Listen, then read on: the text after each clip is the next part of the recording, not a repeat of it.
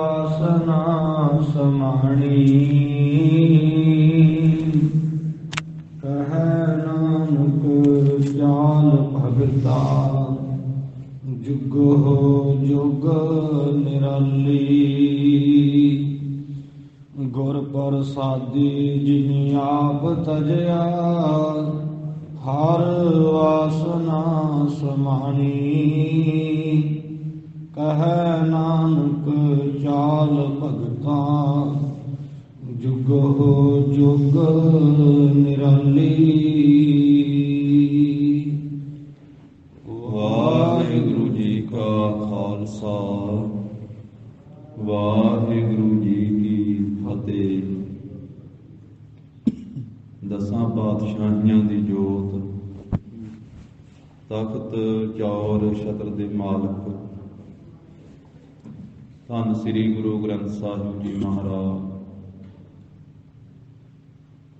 ਸਤਿਗੁਰਾਂ ਦੀ ਅਪਰੰਪਾਰ ਕਿਰਪਾ ਰਹਿਮਤ ਦਾ ਸਦਕਾ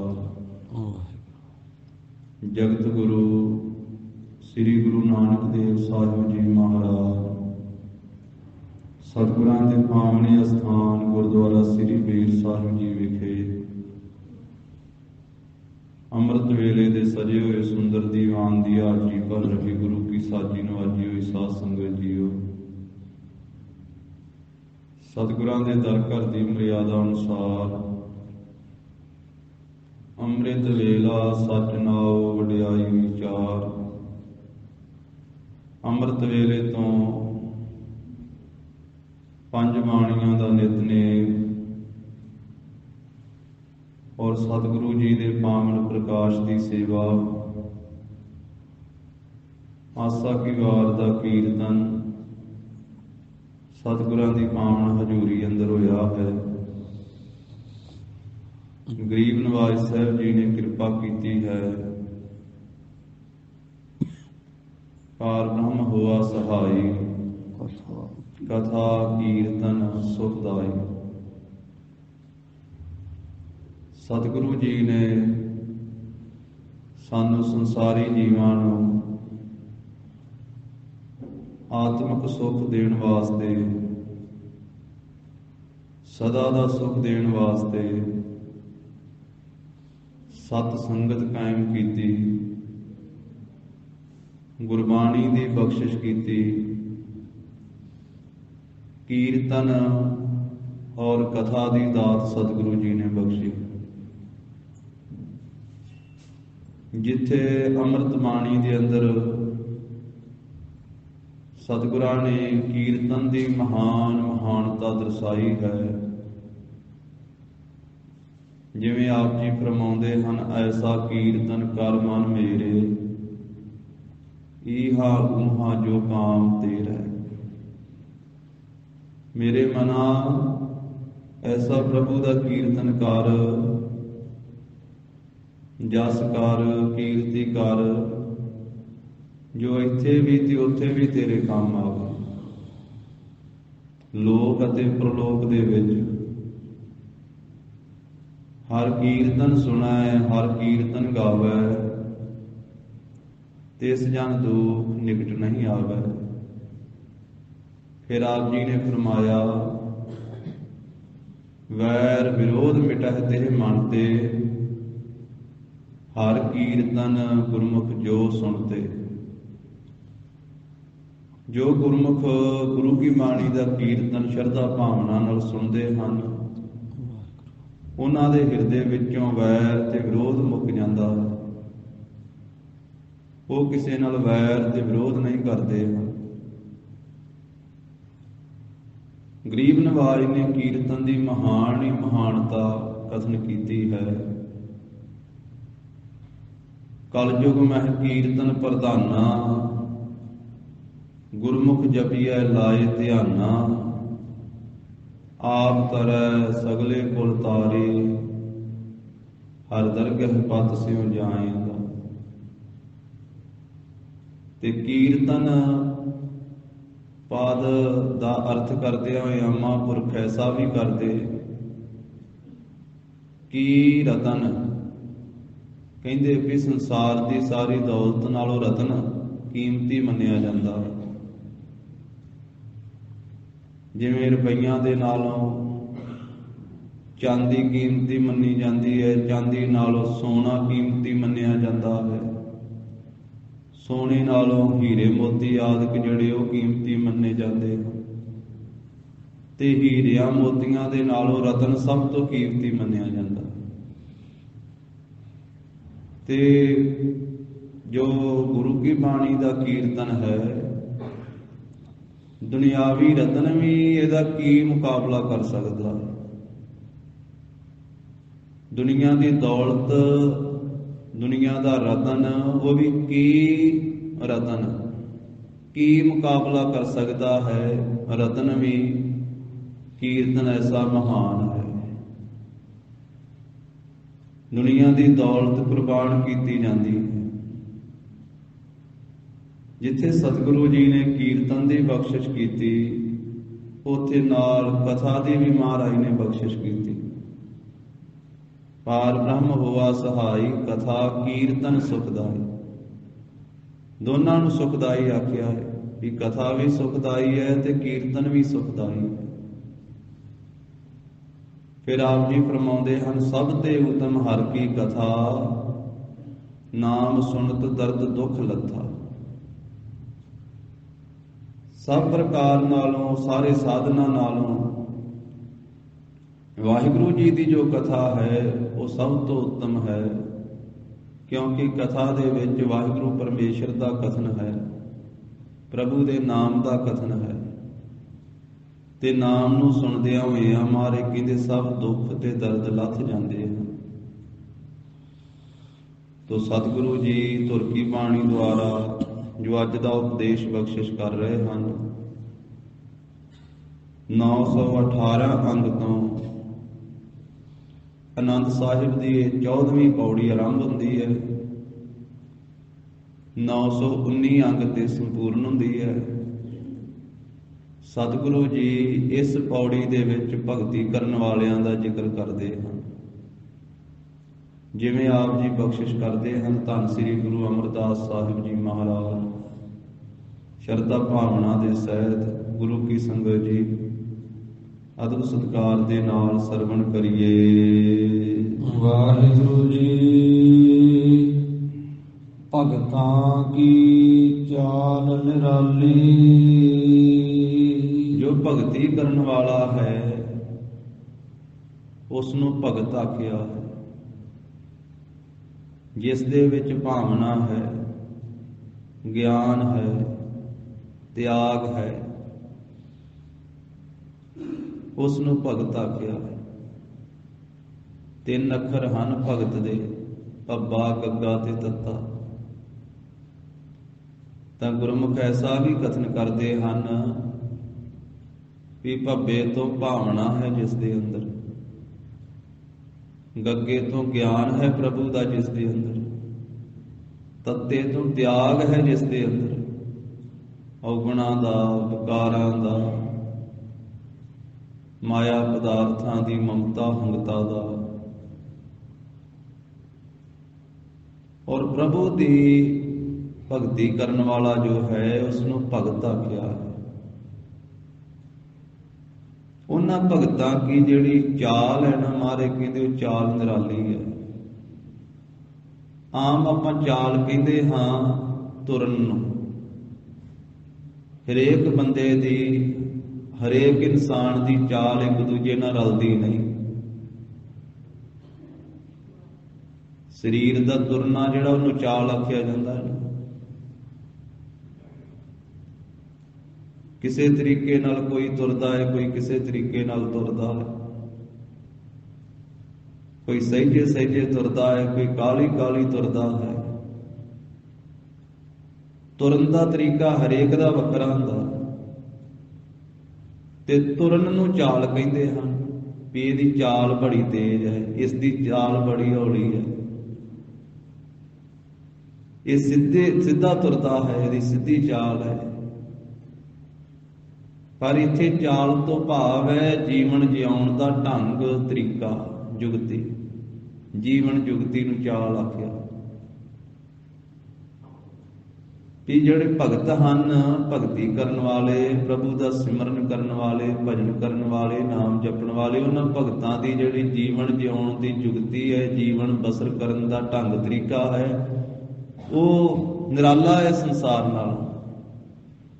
ਭਗਤਾਂ ਦੀ ਜੀਵਨ ਬਤੀਤ ਕਰਨ ਦੀ ਜਿਹੜੀ ਚਾਲ ਹੈ, ਰਹੁ ਰੀਤ ਹੈ, ਮਰਿਆਦਾ ਹੈ, ਉਹ ਨਿਰਾਲੀ ਹੈ। ਨਿਰਾਲੀ ਦਾ ਭਾਵ ਵੱਖਰੀ ਹੈ ਸੰਸਾਰ ਨਾਲ।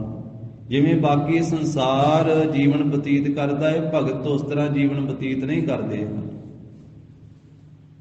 ਮਹਾਰਾਜ ਕਹਿੰਦੇ ਭਗਤਾਂ ਦੀ ਜਿਹੜੀ ਮਰਿਆਦਾ ਹੈ ਨਾ ਜੀਵਨ ਜਿਉਣ ਦੀ, ਉਹ ਵੱਖਰੀ ਹੈ ਸੰਸਾਰ ਨਾਲ। ਅੱਗੇ ਸਾਰੀ ਪੌੜੀ ਦੇ ਵਿੱਚ ਮਹਾਰਾਜ ਸਾਹਿਬ ਜੀ ਉਹ ਵਿਆਖਿਆ ਕਰਨਗੇ ਇਸੇ ਪੰਕਤੀ ਦੀ ਕਿ ਭਗਤਾਂ ਦੀ ਚਾਲ ਨਿਰਾਲੀ ਕਿਵੇਂ ਹੈ, ਭਗਤਾਂ ਦੇ ਜੀਵਨ ਜਿਉਣ ਦਾ ਢੰਗ ਤਰੀਕਾ ਵੱਖਰਾ ਕਿਵੇਂ ਹੈ ਸੰਸਾਰ ਦੇ ਨਾਲ। ਜਿਸ ਤਰ੍ਹਾਂ ਸੰਸਾਰ ਜੀਵਨ ਬਤੀਤ ਕਰਦਾ ਹੈ, ਭਗਤ ਉਸ ਤਰ੍ਹਾਂ ਜੀਵਨ ਨਹੀਂ ਬਤੀਤ ਕਰਦਾ ਹੈ।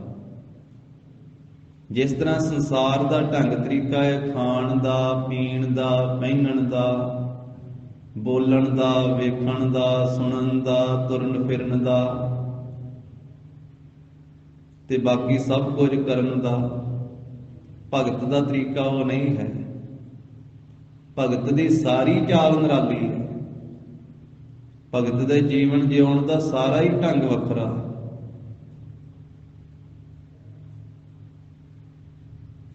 ਜਦੋਂ ਭਗਤੀ ਦਾ ਜ਼ਿਕਰ ਆਉਂਦਾ ਹੈ ਤੇ ਮਹਾਰਾਜ ਸਾਹਿਬ ਦੀ ਬਾਣੀ 'ਚ ਇੱਕ ਪੰਕਤੀ ਆਉਂਦੀ ਹੈ, ਭਗਤ ਨਵੈ ਪ੍ਰਕਾਰਾ।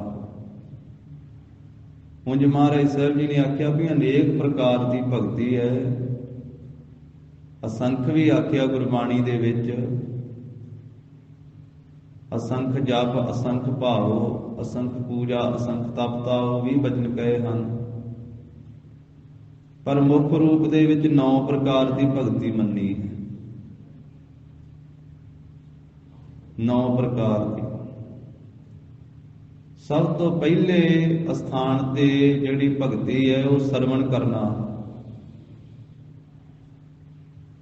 ਦੂਸਰੀ ਭਗਤੀ ਮੰਨੀ ਹੈ ਸਿਮਰਨ ਕਰਨਾ।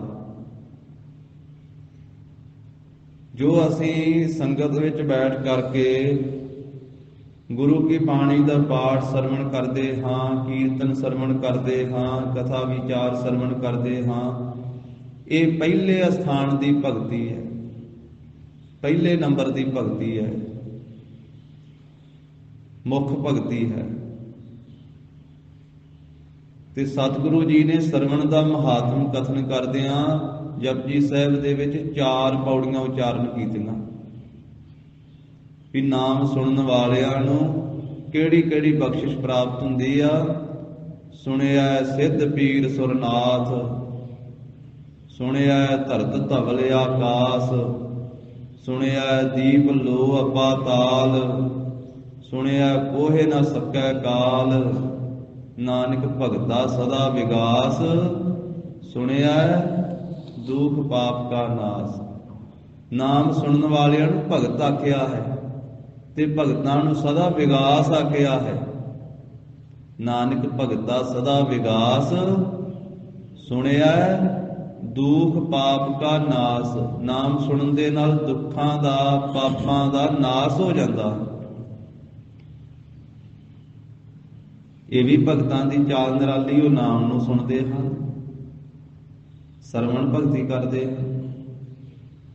ਫਿਰ ਅਗਲੀਆਂ ਪੌੜੀਆਂ 'ਚ ਵੀ ਵੇਖੋ ਕਿੰਨਾ ਮਹਾਰਾਜ ਨੇ ਕਥਨ ਕੀਤਾ। ਸੁਣਿਆ ਈਸਰ ਬਰਮਾ ਇੰਦ, ਸੁਣਿਆ ਮੁਕਸਾ ਲਾਹਣ ਮੰਦ, ਸੁਣਿਆ ਜੋਗ ਜੁਗਤ ਤਨ ਭੇਦ, ਸੁਣਿਆ ਸਾਸਤ ਸਿਮਰਿਤ ਵੇਦ, ਨਾਨਕ ਭਗਤਾ ਸਦਾ ਵਿਗਾਸ, ਸੁਣਿਆ ਦੁਖ ਪਾਪ ਕਾ ਨਾਸ, ਸੁਣਿਆ ਸਤ ਸੰਤੋਖ ਗਿਆਨ।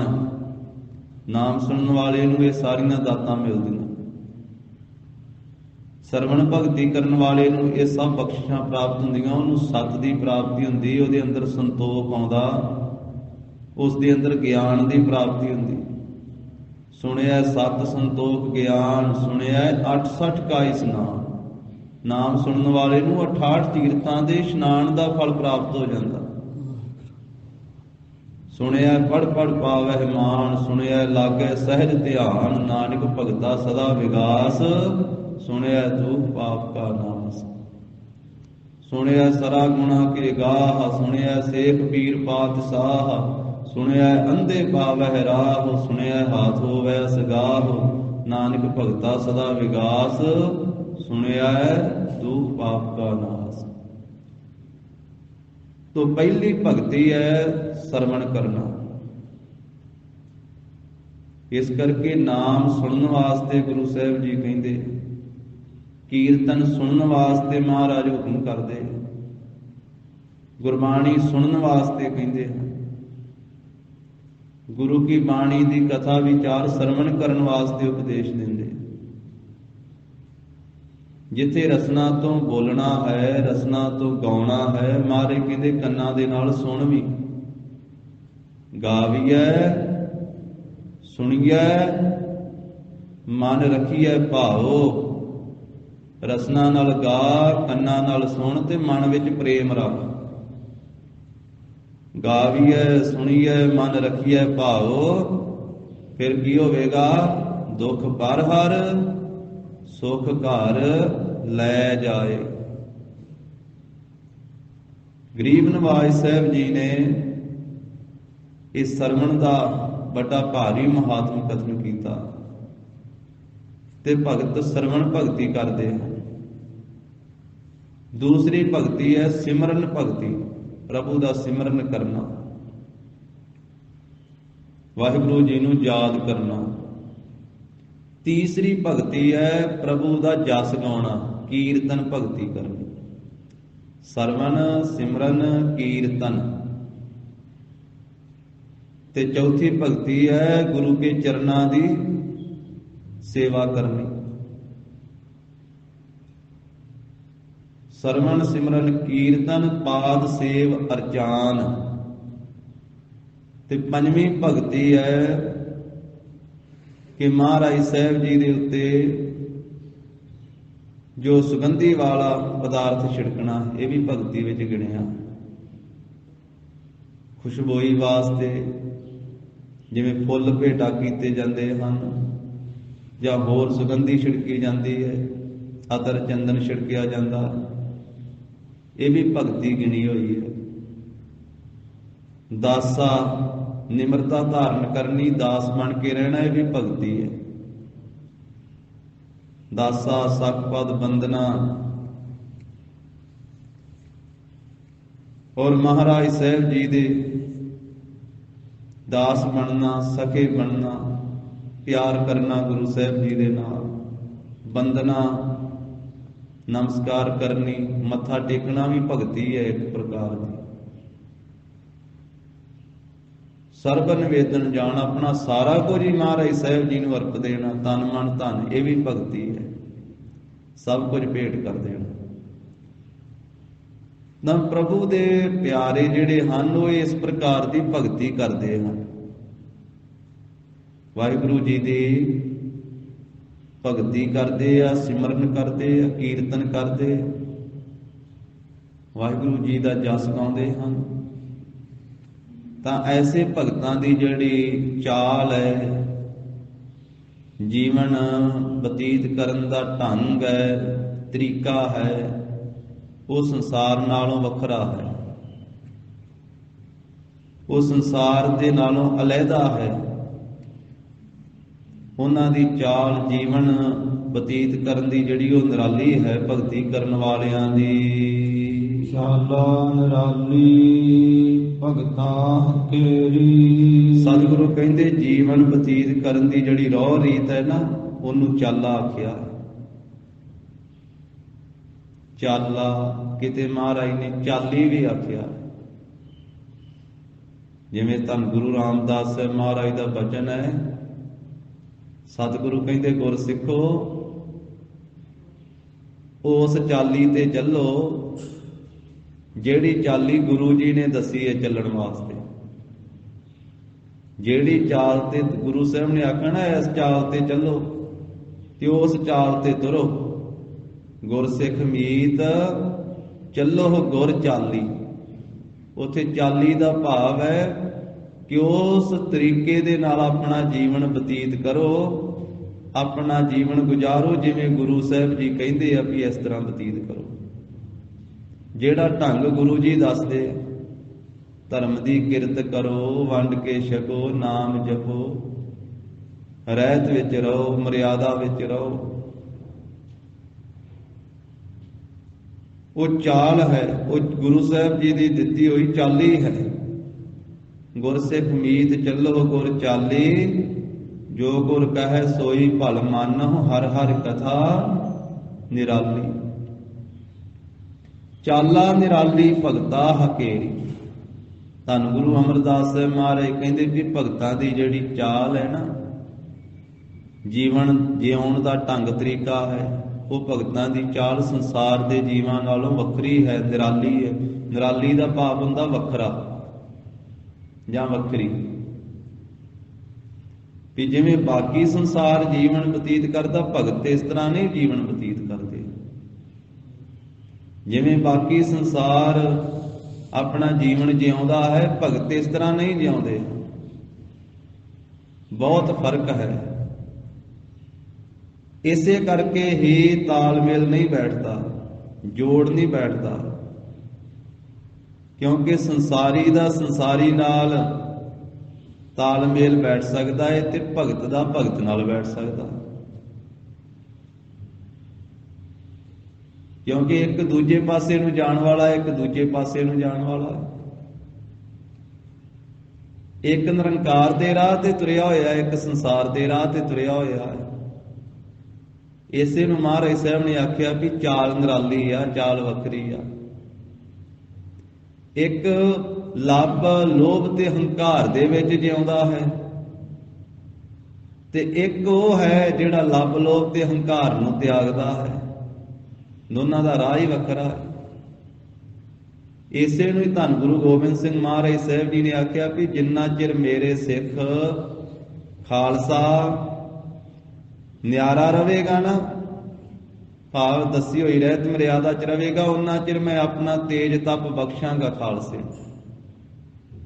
ਤੇ ਜਦੋਂ ਇਹ ਵਿੱਚੇ ਰਲ ਗਿਆ ਬਾਕੀਆਂ ਦੇ, ਉਹੋ ਜਿਹਾ ਹੀ ਹੋ ਗਿਆ, ਤੇ ਫਿਰ ਆਪਣਾ ਤੇਜ ਤਪ ਨਹੀਂ ਦੇਵਾਂਗਾ।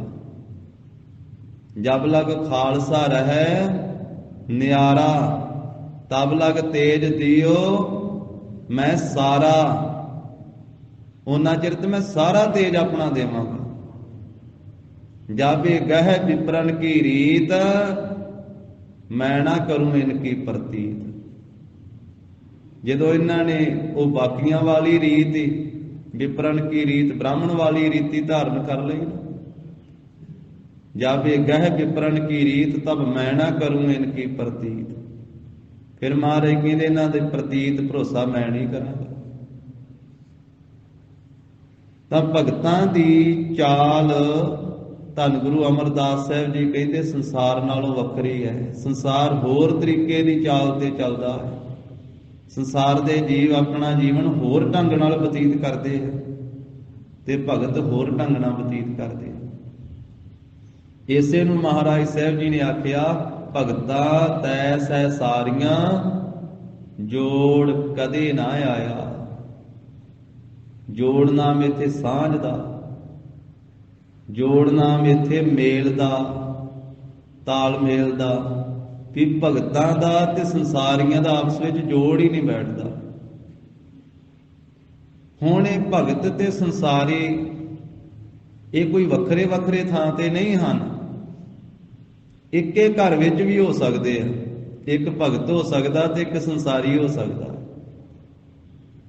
ਇੱਕੇ ਮਾਤਾ ਪਿਤਾ ਦੇ ਘਰੇ ਪੈਦਾ ਹੋਣ ਵਾਲੇ ਵੀ ਹੋ ਸਕਦੇ ਆ। ਇੱਕੇ ਪੇਟ ਤੋਂ ਜਨਮ ਲੈਣ ਵਾਲੇ ਵੀ ਹੋ ਸਕਦੇ। ਇੱਕ ਭਗਤ ਹੋ ਸਕਦਾ ਵਾ ਤੇ ਇੱਕ ਸੰਸਾਰੀ ਹੋ ਸਕਦਾ।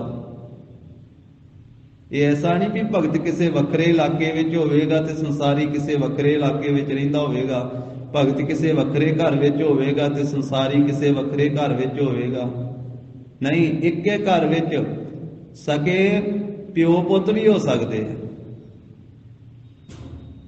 ਪਿਤਾ ਸੰਸਾਰੀ ਹੋ ਸਕਦਾ, ਪੁੱਤਰ ਭਗਤ ਹੋ ਸਕਦਾ, ਜਾਂ ਪਿਤਾ ਭਗਤ ਹੋ ਸਕਦਾ, ਪੁੱਤਰ ਸੰਸਾਰੀ ਹੋ ਸਕਦਾ। ਦੋਵੇਂ ਭਰਾ ਭਰਾ ਵੀ ਹੋ ਸਕਦੇ, ਇੱਕੇ ਮਾਤਾ ਪਿਤਾ ਤੋਂ ਜਨਮ ਲੈਣ ਵਾਲੇ ਦੋਵੇਂ ਭਰਾ, ਇੱਕ ਭਗਤ ਹੋ ਸਕਦਾ, ਇੱਕ ਸੰਸਾਰੀ ਵੀ ਹੋ ਸਕਦਾ। ਇਹ ਤਾਂ ਬਿਰਤੀ ਦੀ ਗੱਲ ਹੈ, ਇਹ ਤਾਂ ਅੰਦਰ ਦੀ ਗੱਲ ਹੈ। ਬਾਹਰਲਾ ਸਰੀਰ ਦਾ ਢਾਂਚਾ ਤਾਂ ਇੱਕੋ ਜਿਹਾ ਹੀ ਹੁੰਦਾ, ਅੰਦਰ ਦੀ ਭਾਵਨਾ। ਸਵੇਰੇ ਸ਼ਾਮ ਆਸਾ ਰਾਗ ਦਾ ਸ਼ੰਤ ਪੜ੍ਹਿਆ ਜਾਂਦਾ ਗੁਰੂ ਘਰ ਦੇ ਵਿੱਚ ਰੋਜ਼, ਇਤਿਹਾਸਕ ਸਥਾਨਾਂ ਤੇ ਸਾਰਿਆਂ ਤੇ ਰੋਜ਼ ਪੜ੍ਹਿਆ ਜਾਂਦਾ ਹੈ। ਹਰ ਜੁਗ ਜੁਗ ਭਗਤਿਓ ਪਾਇਆ, ਪੈਜ ਰੱਖਦਾ ਆਇਆ RAM ਰਾਜੇ। ਹਰਨਾਕਸ ਦੁਸ਼ਟ ਹਰ ਮਾਰਿਆ, ਪ੍ਰਹਿਲਾਦ ਤਰਾਇਆ। ਅਹੰਕਾਰੀਆ ਨਿੰਦਕਾ ਪਿੱਠ ਦੇ, ਨਾਮ ਦੇਵ ਮੁਖ ਲਾਇਆ। ਜਨ ਨਾਨਕ ਐਸਾ ਹਰ ਸੇਵਿਆ, ਅੰਤ ਲਏ ਛਡਾਇਆ। ਹੁਣ ਇਹਨਾਂ ਪੰਕਤੀਆਂ ਦੇ ਵਿੱਚ ਹਰਨਾਕਸ਼ ਦਾ ਤੇ ਪ੍ਰਹਿਲਾਦ ਦਾ ਜ਼ਿਕਰ ਆਇਆ। ਹਰਨਾਕਸ਼ ਦੁਸ਼ਟ ਹਰ ਮਾਰਿਆ, ਪ੍ਰਹਿਲਾਦ ਤਰਾਇਆ। ਤੇ ਹਰਨਾਕਸ਼ ਪਿਤਾ ਹੈ ਤੇ ਪ੍ਰਹਿਲਾਦ ਪੁੱਤਰ ਹੈ। ਹਰਨਾਕਸ਼ ਸੰਸਾਰੀ ਹੈ ਤੇ ਭਗਤ ਪ੍ਰਹਿਲਾਦ ਉਹ ਭਗਤ ਹੈ।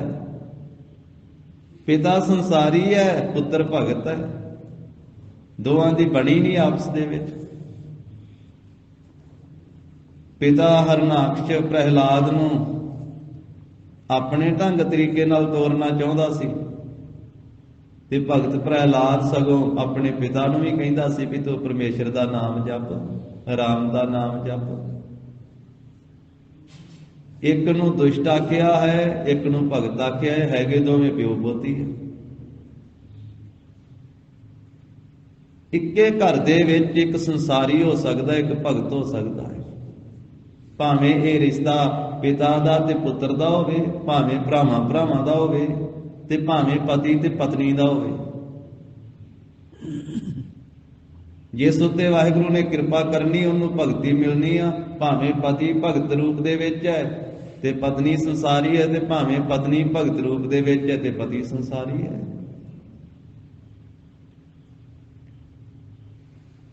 ਕਈ ਵਾਰੀ ਆਪਾਂ ਇਹ ਕਹਿੰਦੇ ਹਾਂ ਸੁਭਾਵਕ, ਉਂਝ ਮਹਾਰਾਜ ਸਾਹਿਬ ਜੀ ਨੇ ਵੀ ਸਾਨੂੰ ਉਪਦੇਸ਼ ਬਖਸ਼ਿਆ ਹੈ, ਜਿਸ ਵੇਲੇ ਪੁੱਤਰ ਭਗਤੀ ਨਹੀਂ ਕਰਦਾ ਤੇ ਉਹ ਲਾਮਾ ਮਾਤਾ ਪਿਤਾ ਨੂੰ ਮਿਲਦਾ ਹੈ ਐਸਾ। ਚੌਥੇ ਪਾਤਸ਼ਾਹ ਨੇ ਆਪ ਫਰਮਾਇਆ, ਜਿਨ ਹਰ ਹਿਰਦੈ ਨਾਮ ਨਾ ਬਸਿਓ, ਤਿਨ ਮਾਤ ਕੀਜੈ ਹਰ ਬਾਂਝਾ। ਤਿਨ ਸੁਣੀ ਦੇਹ ਪਿਰਹਿ ਬਿਨ ਨਾਵੈ, ਓਏ ਖਪ ਖਪ ਮੋਏ ਕਰਾਂਝਾ। ਪਰ ਨਾਲ ਗੁਰਬਾਣੀ ਦੇ ਅੰਦਰ ਇਹ ਵੀ ਦੱਸਿਆ ਹੈ ਵੀ ਇਹ ਦਾਤ ਇਲਾਹੀ ਹੈ। ਇਹ ਦਾਤ ਜਿਹੜੀ ਭਗਤੀ ਦੀ, ਨਾਮ ਦੀ, ਜਿਸ ਨੂੰ ਵਾਹਿਗੁਰੂ ਜੀ ਦੇਣ ਉਸੇ ਨੂੰ ਮਿਲਦੀ ਹੈ, ਕੋਈ ਜ਼ੋਰ ਨਾਲ ਨਹੀਂ ਲੈ ਸਕਦਾ। ਹਾਂ, ਮਾਤਾ ਪਿਤਾ ਦਾ ਜੀਵਨ ਉੱਚਾ ਹੋਣਾ ਚਾਹੀਦਾ ਹੈ, ਉਹਨਾਂ ਦਾ ਅਸਰ ਸੰਤਾਨ ਤੇ ਹੁੰਦਾ ਹੈ। ਪਰ ਨਾਲ ਇਹ ਵੀ ਕਹਿ ਦਿੱਤਾ ਵੀ ਪਰਮੇਸ਼ਰ ਵਾਹਿਗੁਰੂ ਦੀ ਲੀਲਾ ਨੂੰ ਕੋਈ ਨਹੀਂ ਜਾਣ ਸਕਦਾ।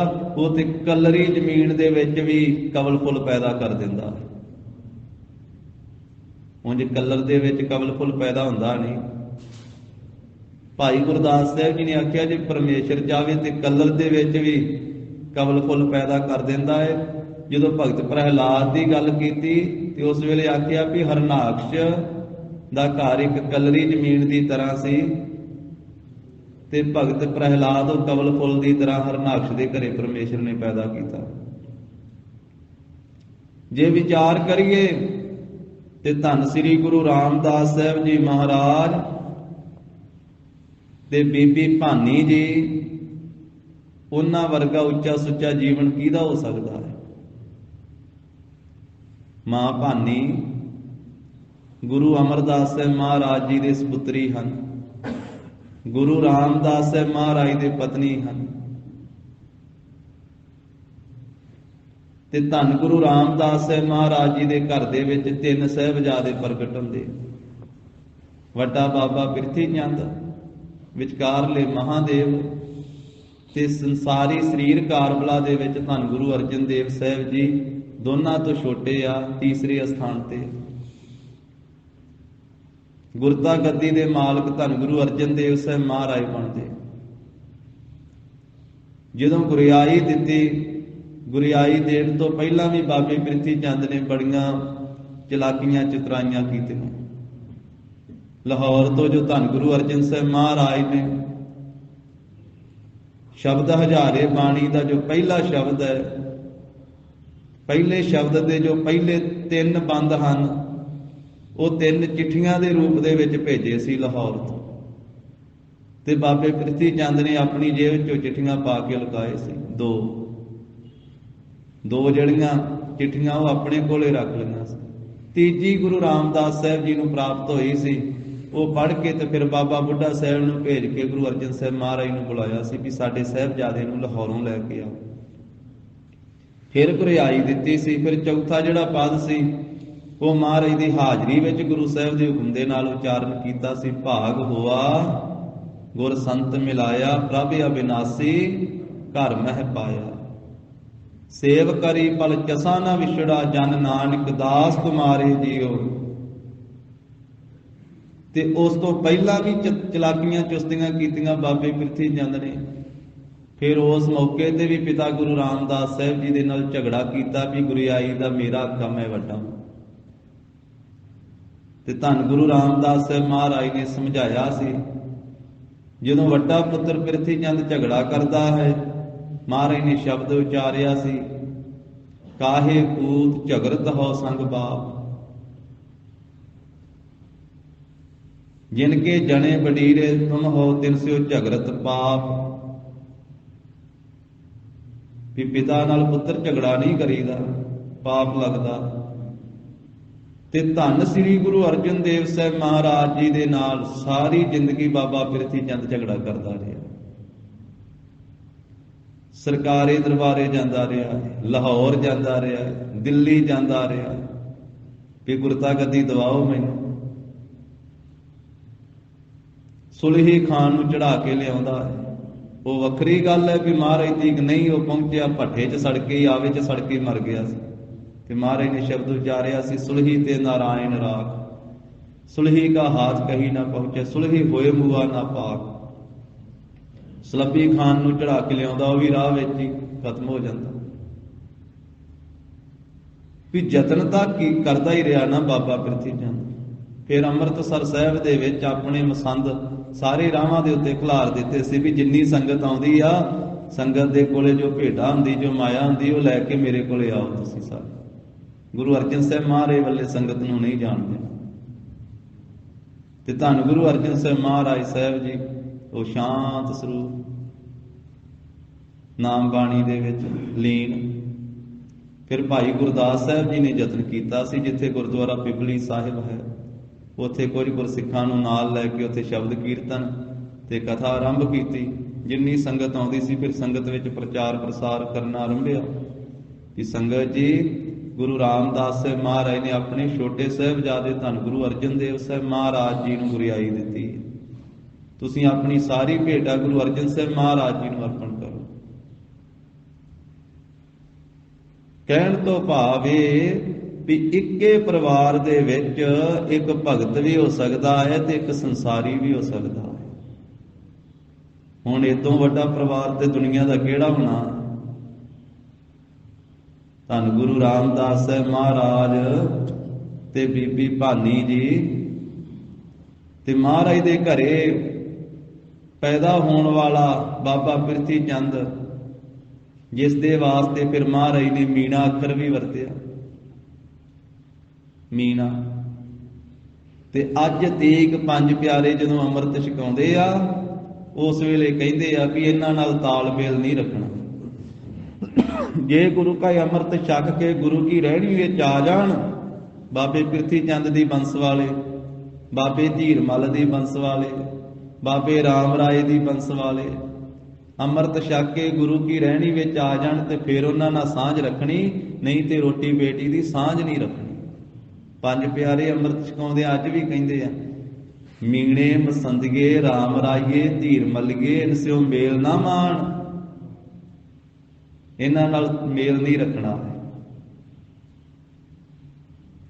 ਤੋ ਇਹ ਵਾਹਿਗੁਰੂ ਜੀ ਦੀ ਅਸਚਰਜ ਖੇਡ ਹੈ ਉਸਨੇ ਕਿਸ ਨੂੰ ਭਗਤੀ ਦੀ ਦਾਤ ਦੇਣੀ ਹੈ। ਤੇ ਜਿਹੜਾ ਭਗਤੀ ਦੀ ਦਾਤ ਜਿਸ ਨੂੰ ਪ੍ਰਾਪਤ ਹੁੰਦੀ ਹੈ, ਉਹ ਜਿਸ ਘਰ ਵਿੱਚ ਰਹਿੰਦਾ ਹੈ, ਜਿਸ ਥਾਂ ਤੇ ਰਹਿੰਦਾ ਹੈ, ਬਾਕੀਆਂ ਨਾਲੋਂ ਉਹਦਾ ਜੀਵਨ ਬਤੀਤ ਕਰਨ ਦਾ ਢੰਗ ਤਰੀਕਾ ਹੀ ਵੱਖਰਾ ਹੋ ਜਾਂਦਾ ਹੈ। ਉਹ ਬਾਕੀਆਂ ਵਾਂਗੂ ਉਹਦਾ ਖਾਣਾ ਪੀਣਾ, ਪਹਿਨਣਾ, ਵੇਖਣਾ, ਸੁਣਨਾ, ਬੋਲਣਾ, ਤੁਰਨਾ ਸਭ ਕੁਝ ਵੱਖਰਾ ਹੋ ਜਾਂਦਾ, ਸਭ ਕੁਝ ਅਟਰਾ ਹੋ ਜਾਂਦਾ। ਮਹਾਰਾਜ ਸਾਹਿਬ ਜੀ ਕਹਿੰਦੇ, ਭਗਤਾ ਕੀ ਚਾਲ ਨਿਰਾਲੀ, ਚਾਲਾ ਨਿਰਾਲੀ ਭਗਤਾ ਹਕੇਰੀ। ਪ੍ਰਭੂ ਦੇ ਭਗਤੀ ਕਰਨ ਵਾਲਿਆਂ ਦੀ ਜੀਵਨ ਬਤੀਤ ਕਰਨ ਦੀ ਜਿਹੜੀ ਚਾਲ ਹੈ, ਰਹੁ ਰੀਤ ਹੈ, ਉਹ ਸਭ ਨਾਲੋਂ, ਸੰਸਾਰ ਨਾਲੋਂ ਵੱਖਰੀ ਹੁੰਦੀ ਹੈ, ਨਿਰਾਲੀ ਹੁੰਦੀ ਹੈ। ਬਿਖਮ ਮਾਰਗ ਚੱਲਣਾ, ਕਿਉਂਕਿ ਜਿਹੜਾ ਬਿਖਮ ਮਾਰਗ ਹੈ ਨਾ, ਉਸ ਰਾਹ ਦੇ ਉੱਤੇ ਉਹ ਚੱਲਣਾ ਕਰਦੇ। ਜਿਹੜਾ ਭਗਤੀ ਦਾ ਮਾਰਗ ਹੈ, ਬਿਖਮ ਮਾਰਗ ਹੈ। ਬਿਖਮ ਕਹਿੰਦੇ ਆ ਕਠਨ ਨੂੰ, ਔਖੇ ਨੂੰ। ਇਹ ਔਖਿਆਈ ਵਾਲਾ ਪੈਂਡਾ ਹੈ। ਇਸ ਕਠਨ ਰਸਤੇ ਦੇ ਉੱਤੇ ਉਹ ਚੱਲਣਾ ਕਰਦੇ। ਕਿਉਂਕਿ ਜਦੋਂ ਇਸ ਰਾਹ ਦੇ ਉੱਤੇ ਕੋਈ ਚੱਲਦਾ ਹੈ ਨਾ, ਭਗਤੀ ਦੇ ਰਾਹ ਦੇ ਉੱਤੇ, ਤੇ ਉਹਨੂੰ ਕਈ ਕਠਿਨਾਈਆਂ ਝੱਲਣੀਆਂ ਪੈਂਦੀਆਂ, ਕਈ ਪ੍ਰਕਾਰ ਦੀਆਂ ਕਠਿਨਾਈਆਂ। ਉਹ ਬਾਹਰ ਦੀਆਂ ਵੀ ਹਨ ਤੇ ਅੰਦਰ ਦੀਆਂ ਵੀ ਹਨ। ਉਹਨਾਂ ਕਠਿਨਾਈਆਂ ਦੇ ਵਿੱਚ ਦੀ ਲੰਘਣਾ ਪੈਂਦਾ ਹੈ। ਉਹ ਕਿਹੜੀਆਂ ਕਠਿਨਾਈਆਂ, ਉਹ ਮਹਾਰਾਜ ਸਾਹਿਬ ਜੀ ਅੱਗੇ ਦੱਸਣਗੇ। ਲੱਭ ਲੋਭ ਅਹੰਕਾਰ ਤਜ ਤ੍ਰਿਸ਼ਨਾ, ਕਿਉਂਕਿ ਰਾਹ ਦੇ ਵਿੱਚ ਇਹ ਬਿਖਮ ਪੈਂਡਾ ਆਉਂਦਾ ਹੈ। ਰਸਤੇ ਵਿੱਚ ਲੱਭ ਆਉਂਦਾ ਹੈ, ਰਸਤੇ ਵਿੱਚ ਲੋਭ ਆਉਂਦਾ ਹੈ, ਰਾਹ ਦੇ ਵਿੱਚ ਅਹੰਕਾਰ ਆ ਖਲੋਂਦਾ ਹੈ, ਰਾਹ ਵਿੱਚ ਤ੍ਰਿਸ਼ਨਾ ਆ ਕੇ ਖਲੋ ਜਾਂਦੀ ਹੈ। ਤੇ ਭਗਤੀ ਕਰਨ ਵਾਲੇ ਨੂੰ ਇਸ ਬਿਖਮ ਮਾਰਗ ਦੇ ਵਿੱਚ ਦੀ ਲੰਘਣਾ ਪੈਂਦਾ ਹੈ। ਪ੍ਰਭੂ ਦੇ ਭਗਤੀ ਕਰਨ ਵਾਲਾ ਲੱਭ ਨਹੀਂ ਕਰਦਾ, ਲੋਭ ਨਹੀਂ ਕਰਦਾ। ਲੱਭ ਨਾਮ ਖਾਣ ਦੇ ਲਾਲਚ ਦਾ ਹੈ, ਲੋਭ ਨਾਮ ਪਦਾਰਥਾਂ ਦੇ ਜੋੜਨ ਦੇ ਲਾਲਚ ਦਾ ਹੈ। ਲੋਭ ਕਹਿੰਦੇ ਆ ਪਦਾਰਥਾਂ ਨੂੰ ਇਕੱਠੇ ਕਰਨਾ, ਤੇ ਲੱਭ ਕਹਿੰਦੇ ਆ ਖਾਈ ਜਾਣਾ। ਭੁੱਖ ਨਾ ਵੀ ਹੋਣੀ ਤੇ ਜੀਭ ਦੇ ਸਵਾਦ ਦੇ ਨਾਲ ਹੀ ਖਾਈ ਜਾਣਾ। ਤੇ ਭਗਤ ਲੱਭ ਨਹੀਂ ਕਰਦਾ ਹੈ।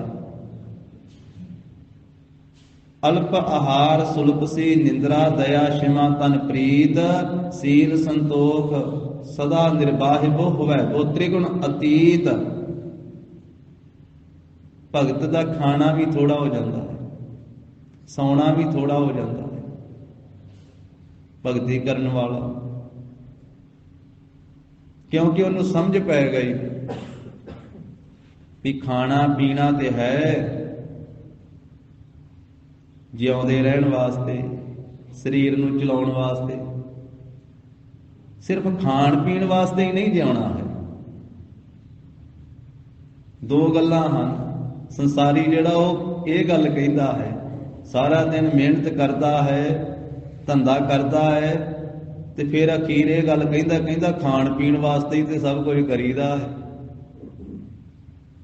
ਕਹਿੰਦਾ ਵੀ ਇੰਨੇ ਘੰਟੇ ਕੰਮ ਕਰੀਦਾ ਹੈ, ਮਿਹਨਤ ਕਰੀਦੀ, ਕਹਿੰਦਾ ਖਾਣ ਪੀਣ ਵਾਸਤੇ ਹੀ ਕਰੀਦੀ, ਹੋਰ ਕਾਹਦੇ ਵਾਸਤੇ ਕਰੀਦੀ। ਪਰ ਭਗਤ ਕਹਿੰਦਾ ਹੈ ਨਹੀਂ, ਜਿਉਂਦੇ ਰਹਿਣ ਵਾਸਤੇ ਖਾਈਦਾ ਹੈ, ਵੀ ਇਹ ਜ਼ਿੰਦਗੀ ਚਲਾਉਣੀ ਹੈ। ਵੇਖੋ ਭਗਤਾਂ ਨੇ ਮੰਗਿਆ ਨਾ ਮਹਾਰਾਜ ਸਾਹਿਬ ਦੇ ਪਾਸੋਂ, ਤੇ ਉਹਨਾਂ ਹੀ ਮੰਗਿਆ ਜਿੰਨੀਆਂ ਲੋੜਾਂ। ਤੇ ਸੰਸਾਰੀ ਮੰਗਦਾ ਹੈ ਤੇ ਉਹਦੇ ਕੋਲੇ ਬਹੁਤ ਕੁਝ ਵੀ ਹੈ, ਪਰ ਉਹ ਕਈਆਂ ਪੀੜ੍ਹੀਆਂ ਦਾ ਫੇਰ ਮੰਗਦਾ ਹੈ ਵੀ ਮਹਾਰਾਜ ਅੱਗੇ ਪੁੱਤਰਾਂ ਵਾਸਤੇ ਵੀ ਦੇ ਦੇ, ਪੋਤਰਿਆਂ ਵਾਸਤੇ ਵੀ ਦੇ ਦੇ, ਦੋਹਤਿਆਂ ਵਾਸਤੇ ਵੀ ਦੇ ਦੇਗਾ, ਉਹਨਾਂ ਦੀਆਂ ਵੀ 7 ਪੀੜ੍ਹੀਆਂ ਵਾਸਤੇ ਦੇ ਦੇ। ਤੇ ਇੰਨਾ ਕੁਝ ਪਦਾਰਥ ਜੁੜਿਆ ਵੀ ਹੈ ਘਰ ਦੇ ਵਿੱਚ, ਤੇ ਫਿਰ ਵੀ ਕਹਿੰਦਾ ਵੀ 7 ਪੀੜ੍ਹੀਆਂ ਜੋਗਾ ਤੇ ਹੈਗਾ, 8ਵੀਂ ਕੀ ਕਰੂਗੀ। ਵੀ 8ਵੀਂ ਲੂਲੇ ਪਿੰਗਲੇ ਹੀ ਪੈਦਾ ਹੋਣੇ ਆ, ਉਹਨਾਂ ਨੂੰ ਹੱਥ ਨਹੀਂ ਦੇਣੇ ਰੱਬ ਨੇ, ਵੀ ਉਹ ਕੁਛ ਨਹੀਂ ਕਰਨਗੇ। ਸੰਸਾਰੀ ਦੀ ਇਸ ਤਰ੍ਹਾਂ ਦੀ ਬਿਰਤੀ ਹੈ। ਤੇ ਭਗਤ ਉਹਨਾਂ ਹੀ ਮੰਗਦਾ ਹੈ ਕਿ ਸਵੇਰ ਦਾ ਵੀ ਦਾਲ ਫੁਲਕਾ ਤਿਆਰ ਹੋ ਜੇ ਤੇ ਸ਼ਾਮ ਦਾ ਹੋ ਜੇ ਤੇ ਤੇਰੀ ਭਗਤੀ ਕਰ ਲਈਏ। ਭਗਤ ਧੰਨਾ ਜੀ ਨੇ ਮੰਗਿਆ ਨਾ, ਗੋਪਾਲ ਤੇਰਾ ਯਾਰਤਾ ਜੋ ਜਨ ਤੁਮਰੀ ਭਗਤ ਕਰੰਤੇ ਤਿਨ ਕੇ ਕਾਜ ਸਵਾਰਤਾ। ਅੱਗੇ ਵੇਖੋ ਭਗਤ ਦੀ ਮੰਗ ਵੇਖੋ, ਭਗਤ ਕੀ ਮੰਗਦਾ। ਦਾਲ ਸੀਧਾ ਮੰਗੋ ਘੀਓ। ਕਹਿੰਦਾ ਵੀ ਦਾਲ ਦੇ ਦੇ, ਸੀਧਾ ਨਾਮ ਆਟੇ ਦਾ, ਆਟਾ ਪ੍ਰਭੂ ਦੇ ਦੇ, ਨਾਲ ਥੋੜਾ ਜਿਹਾ ਘਿਓ ਦੇ ਦੇ, ਚਲ ਵਿੱਚ ਦਾਲ ਦੇ ਥੋੜਾ ਜਿਹਾ ਪਾ ਲਾਂਗੇ, ਥੋੜਾ ਜਿਹਾ ਪ੍ਰਸ਼ਾਦੇ ਚੋਪੜ ਲਾਂਗੇ। ਦਾਲ ਸੀਧਾ ਮੰਗੋ ਘੀਓ, ਹਮਰਾ ਖੁਸ਼ੀ ਕਰੇ ਨਿਤ ਜੀਓ। ਇਹਦੇ ਚ ਕਹਿੰਦਾ ਮੇਰਾ ਜੀ ਨਿਤਾ ਪ੍ਰਤੀ ਖੁਸ਼ੀ ਹੋ ਜਾਣਾ। ਇੰਨਾ ਹੀ ਛੱਕ ਕੇ, ਪ੍ਰਸ਼ਾਦਾ ਛੱਕ ਕੇ ਤੇਰੀ ਭਗਤੀ ਚ ਜੁੜ ਜਾਣਾ ਤੇ ਮੇਰਾ ਹਿਰਦਾ ਪ੍ਰਸੰਨ ਹੋ ਜਾਣਾ। ਉਹਨੇ ਕਰੋੜ ਨਹੀਂ ਮੰਗਿਆ, ਇਹ ਨਹੀਂ ਆਖਿਆ ਮੈਨੂੰ ਇੰਨੇ ਕਰੋੜਾਂ ਦੇ ਦੇ, ਅਰਬਾਂ ਖਰਬਾਂ ਦੇ ਦੇ। ਸਿਰਫ ਓਨਾ ਹੀ ਮੰਗਿਆ ਵੀ ਬਸ ਆ ਲੋੜਾਂ ਦੀ ਪੂਰਤੀ ਜੀਵਨ ਬਤੀਤ ਕਰਨਾ ਹੈ, ਤੇਰੀ ਭਗਤੀ ਕਰਨੀ ਹੈ, ਬਸ ਆ ਪਰਿਵਾਰ ਚੱਲਦਾ ਰਹੇ, ਸਰੀਰ ਚੱਲਦਾ ਰਹੇ। ਦਾਲ ਸੀਧਾ ਮੰਗੋ ਘੀਓ, ਹਮਰਾ ਖੁਸ਼ੀ ਕਰੇ ਨਿਤ ਜੀਓ। ਪਨੀਆਂ ਸ਼ਾਦਨ ਨੀਕਾ, ਅਨਾਜ ਮੰਗੋ ਸਤ ਸੀਕਾ। ਜਿੰਨੀਆਂ ਲੋੜਾਂ ਉਹ ਸਾਰੀਆਂ ਮੰਗੀਆਂ ਵਾ। ਪਨੀਆਂ ਕਹਿੰਦੇ ਜੁੱਤੀ ਨੂੰ, ਜੋੜੇ ਨੂੰ, ਵੀ ਜੋੜਾ ਵੀ ਦੇ ਦੇ ਪਾਉ। ਸ਼ਾਦਨ ਨਾਮ ਹੈ ਕੱਪੜੇ ਦਾ, ਵੀ ਕੱਪੜਾ ਵੀ ਚਾਹੀਦਾ ਤਨ ਢੱਕਣ ਵਾਸਤੇ, ਉਹ ਵੀ ਦੇ ਦੇ, ਚੰਗਾ ਦੇ ਦੇ, ਵਧੀਆ ਜਿਹਾ। ਪਨੀਆਂ ਸ਼ਾਦਨ ਨੀਕਾ, ਅਨਾਜ ਮੰਗੋ ਸਤ ਸੀਕਾ, ਸੱਤਾਂ ਸੀਆਂ ਵਾਲਾ ਅਨਾਜ ਦੇ ਦੇ। ਗਊ ਭੈਸ ਮੰਗੋ ਲਾਵੇਰੀ, ਇੱਕ ਤਾਜਨ ਤੁਰੀ ਚੰਗੇਰੀ। ਗਾਂ ਤੇ ਮੱਝ ਲਵੇਰੀ ਬਹੁ ਦੇ ਦੇ, ਇੱਕ ਤਾਜਨ ਘੋੜੀ ਦੇ ਦੇ ਚੰਗੀ। ਘਰ ਕੀ ਗੀਹਨ ਚੰਗੀ, ਜਨ ਧੰਨਾ ਲੇਵੈ ਮੰਗੀ। ਲੋੜਾਂ ਮੰਗੀਆਂ ਹਨ ਪਰ ਲੋਭ ਨਹੀਂ ਕੀਤਾ। ਲੋੜਾਂ ਦੀ ਪੂਰਤੀ ਹੋਰ ਗੱਲ ਹੈ, ਲੋੜਾਂ ਦੀ ਪੂਰਤੀ ਹੋ ਜਾਂਦੀ ਹੈ ਪਰ ਲੋਭ ਦੀ ਪੂਰਤੀ ਨਹੀਂ ਹੁੰਦੀ। ਲੋੜਾਂ ਬੰਦੇ ਦੀਆਂ ਪੂਰੀਆਂ ਹੋ ਜਾਂਦੀਆਂ ਵਾ, ਪਰ ਤ੍ਰਿਸ਼ਨਾ ਨਹੀਂ ਕਦੀ ਵੀ ਰੱਜਦੀ, ਲੋਭ ਨਹੀਂ ਕਦੀ ਵੀ ਰੱਜਦਾ। ਇਹੋ ਹੀ ਚਾਲ ਨਿਰਾਲੀ ਹੈ ਭਗਤਾਂ ਦੀ, ਕਿ ਸੰਸਾਰੀ ਲਾਲਚ ਦੇ ਵਿੱਚ ਜਿਉਂਦਾ ਹੈ ਤੇ ਭਗਤ ਸਬਰ ਤੇ ਸੰਤੋਖ ਵਿੱਚ ਜਿਉਂਦਾ ਹੈ। ਮਹਾਰਾਜ ਕਹਿੰਦੇ ਭਗਤਾਂ ਦੀ ਇਸ ਤਰ੍ਹਾਂ ਇਹ ਜੁਗਤੀ ਹੈ, ਜੀਵਨ ਬਤੀਤ ਕਰਨ ਦਾ ਢੰਗ ਤਰੀਕਾ ਹੈ।